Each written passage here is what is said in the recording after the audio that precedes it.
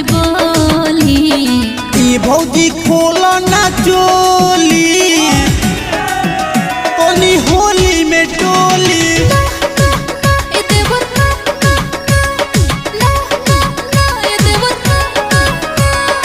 ई भौजी खोलो ना चोली तनी होली में टोली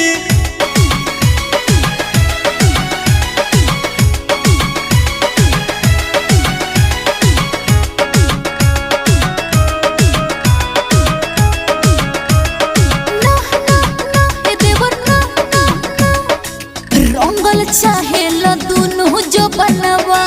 धइले बड़ा तू का जीद हो दूसरा के हो के ना होए देवरू तोहरा भैया के चीज हो कहाँ जाई बताओ कहाँ जाई हो कहाँ जाई जब घर में बाड़ू भल जाई हो कहाँ जाई देवर करो जनी घात कम करो त बात तो निखालो बरदास वाला गोली ई भौजी खोलो ना चोली तनी कम बोला तनी होली में टोली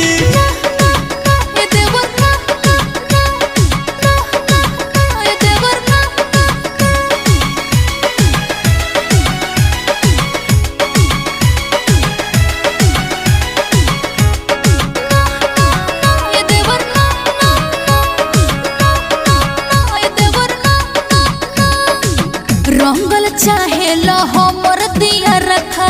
लाल कपियर का घोर के जहाँ मर्जी बता तू डाला